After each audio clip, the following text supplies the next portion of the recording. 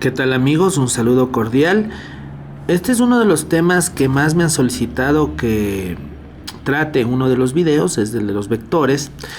Vamos a hacer algunos de ellos. Vamos a empezar por el más simple, que es dando una definición. Recuerden que antes de ver vectores tenemos que ver lo que es magnitud. Y no es más que todo aquello que puede ser medido. Tipos de magnitudes. Tenemos la escalar, que se define con valor numérico y unidad de medida. En cambio, la vectorial, además de estos dos requisitos, requiere también de una dirección. Como ejemplos de magnitudes escalares tenemos la longitud, la masa, el tiempo, y como ejemplos de magnitudes vectoriales la fuerza, el desplazamiento, la velocidad. Vamos a hacerlo gráficamente. Un vector se lo representa con una flecha y un ángulo. Como ustedes pueden ver ahí, ese símbolo siempre en todo vector tiene que estar una flecha arriba y si está rodeado entre dos barras significa el módulo. En otras palabras, lo que mide la flecha, y el ángulo teta, que es aquel que se mide respecto al eje X en sentido antihorario, es decir, así, en este sentido, como está en la flechita ahí curva, ¿no? Ya. ¿Cómo se la representa? Tradicionalmente se lo hace poniendo el módulo y el valor de teta, es decir, el ángulo que antes describimos. Y obviamente dibujarlo a una escala conveniente. En este caso hemos decidido que un centímetro equivalga a 2,5 newtons. Entonces lo dibujamos, ahí está el eje de coordenadas. No se olviden que el ángulo teta se mide desde el eje X en sentido antihorario. Ahí está 40 grados y la flecha representa, este sería nuestro vector A en este caso. Cambiamos la página. Y por componentes rectangulares, en cambio, ustedes ven el vector A va a tener una componente en X que la vamos a llamar AX y una en Y llamada Y. Por ejemplo, vamos a llamar al vector A 4i menos 3j en metros. Es algo similar, simplemente donde está I, ponemos I es el eje X y J el eje Y. Graficamos igualmente y ahí ustedes van a tener en cambio un ángulo phi, ¿no? Un ángulo phi que ya más adelante vamos a ver de qué se trata. Vean ustedes, ahí está cómo se representa a través de coordenadas rectangulares. Muy bien. Ahora, uno de los casos o de los problemas que presentan los estudiantes es cómo llevar de la forma tradicional a los componentes rectangulares y viceversa. Vamos a hacer un ejercicio simple. Vamos a plantearnos un vector B cuyo módulo es 12 metros y su ángulo teta es 225 grados. Hemos hecho la escala que un centímetro equivalga a 3 metros. Obviamente el módulo va a ser 12. Vean ustedes, este es el gráfico. Medimos el ángulo teta desde el eje X en sentido antihorario y tenemos ahí. El vector va a estar en el tercer cuadrante, ¿no? En el tercer cuadrante, tanto la componente en X como la componente en Y del vector van a ser negativas. ¿Eso cómo se representa o cómo lo vamos a calcular? Muy simple. De manera genérica, la componente en X va a ser igual al módulo del vector por el coseno del ángulo teta, es decir, 12 metros por el coseno de 225 grados. Seguimos reemplazando, tenemos Bx igual a 12 metros por, si ustedes en la calculadora sacan el coseno de 225, van a obtener que es menos raíz de 2 sobre 2, confirmando que la componente en X está en el tercer cuadrante, es decir, negativa. Y operando nos sale menos 6 raíz de 2 metros Bx. Algo similar hacemos con la componente en Y, pero ahora usamos la función seno. Es decir, By es igual al módulo de B por el seno del ángulo teta. Hacemos el reemplazo. Y también van a encontrarse que el valor del seno de 225 es menos raíz de 2 sobre 2. Es decir, confirmándose que también la componente en Y del vector está en el eje negativo, en la parte negativa del eje Y. Y obtenemos que By es igual a menos 6 raíz de 2 de metros. Un vector B va a ser igual a Bxy más Byj en metros. Reemplazando los valores obtenidos, nos queda que el vector B es igual a menos 6 raíz de 2y menos 6 raíz de 2j. Y recuerden lo que dijimos, las componentes en este vector en ambos casos están en el sentido negativo. Vamos con otro ejercicio. Vamos a hacerlo con otro ángulo y en otro cuadrante. El vector C dice que su módulo es 5 newtons y teta es igual a 140 grados. En esta ocasión la escala va a ser 1 centímetro igual a 1 newton.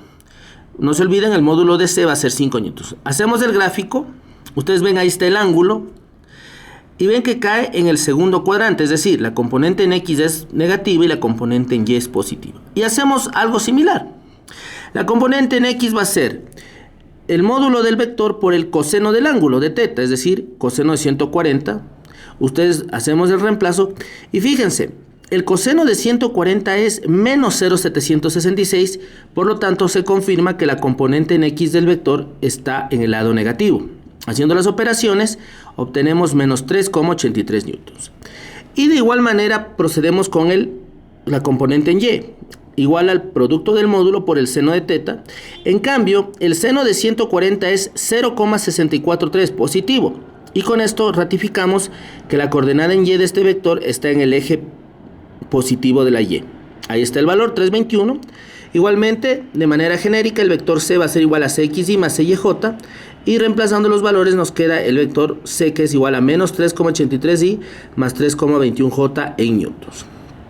Ahora vamos al revés, es decir, nos dan el vector en coordenadas rectangulares y nos piden llegar a coordenadas tradicionales o a escala.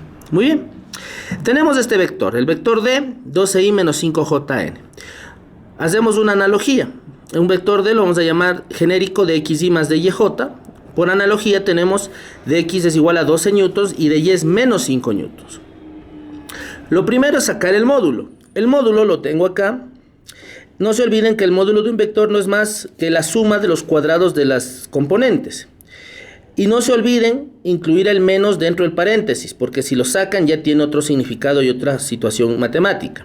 Ustedes reemplazan, operan y nos queda que el módulo del vector D es de 13 newtons, es decir, es lo que va a medir la flecha en el gráfico, que se vaya a hacer más adelante.